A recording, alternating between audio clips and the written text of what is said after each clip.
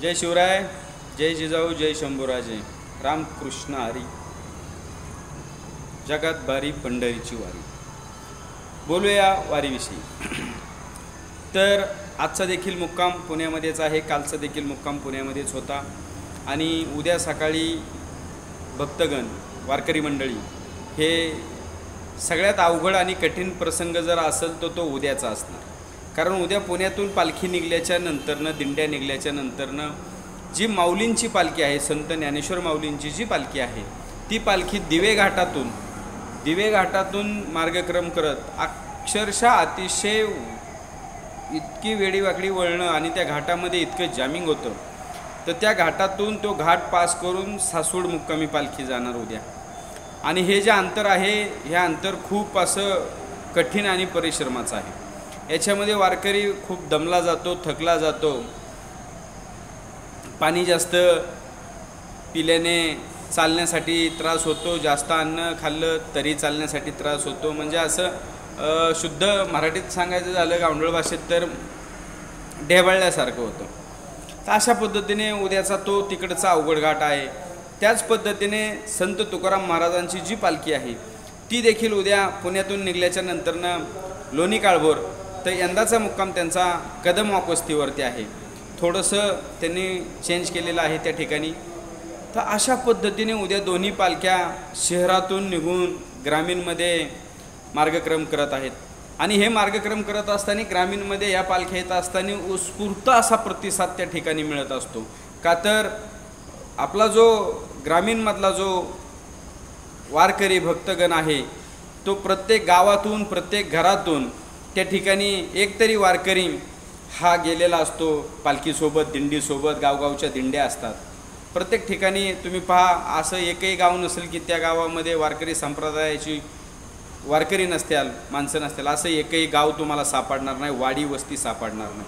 आणि मग ती लोक ग्रामीणमध्ये पालखी निघल्याच्या नंतरनं कोण सासवडला भेटायला येतं, कोण येवत या ठिकाणी भेटायला येतं. आणि जसंच सासवडचा घाट अवघड आहे, दिवे घाट माऊलींच्या पालखीला, तसंच तुकाराम महाराजांच्या पालखीला देखील तुमचा पाटसच्या पुढं वरती जाताना रुटी घाट हा सर्वात अवघड घाट आहे. त्या घाटातून तुकाराम महाराजांची पालखी ही मार्गक्रम करत असते. तर असू द्यात, या सर्व जवळून पाहिलेल्या, अनुभवलेल्या या गोष्टी आहेत. आणि चांगल्याची संगत धरा, चांगलंच होईल. नीतिमत्ता साफ ठेवा, नियती तुम्हाला कमी पडून देणार नाही. हे सर्व आपल्याला संतांनी शिकवलेलं आहे. आणि त्या अशा युक्तीप्रमाणेच आपण वागायचं असतं, एकमेकांशी आपुलकीनं, प्रेमाने वागायचं असतं. वारकरी संप्रदाय खूप काही सांगून जात असतो. वारकरी होत असताना आयुष्यामध्ये खरं जर सांगायचं झालं तर वारी एकदा अनुभवली पाहिजे, वारीमध्ये एकदा गेलं पाहिजे. जर एकदा वारीत गेलेला माणूस तो परत वारी कधी येईल याची वाट बघत असतो आणि त्याला वारीत जावंसं वाटत असतं. असं वारकरी संप्रदाय हा चालूच राहणार आहे. आपल्या महाराष्ट्राचं सगळ्यात जर मोठं जर तीर्थक्षेत्र मानलं जात असेल तर ही पंढरपूरची वारी म्हणून पंढरपूरला मानलं जातं. या सावळ्या विठ्ठलाला त्या ठिकाणी मानलं जातं.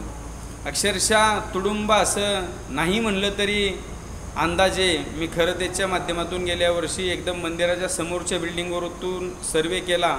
आणि तुम्ही तर पाहिलंच असेल, मला एकादशीच्या दिवशी, भर एकादशीच्या दिवशी मी खरं ते चॅनलवरती होतो.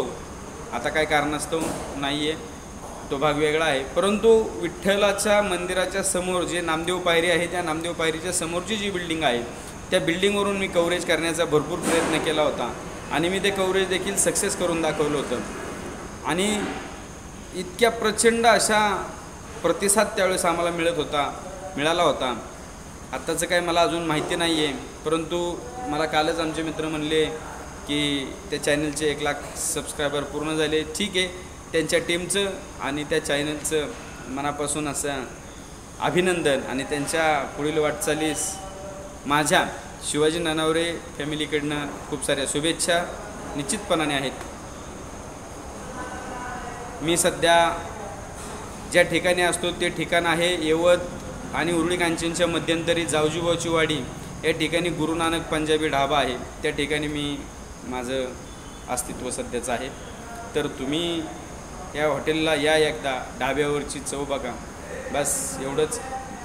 वारीचा विषय चाललेला असताना अनावंदन प्रसंगाने थोडंसं हॉटेलच्या विषयी केलं, परंतु असू द्यात, तुम्हाला देखील माहिती झालं पाहिजे. रामकृष्ण हरी. असंच आपण नवनवीन उद्याच्या व्हिडिओमध्ये देखील काहीतरी वारीबद्दल बोलूयात. चालूच आहे महाराष्ट्राची वारी आणि पंढरपूरची वारी. ही सगळ्यात जगात भारी जर असेल तर ही पंढरपूरची वारी असेल. सर्वांना परत पुन्हा एकदा जय शिवराय, जय जिजाऊ, जय शंभूराजे, रामकृष्ण हरी.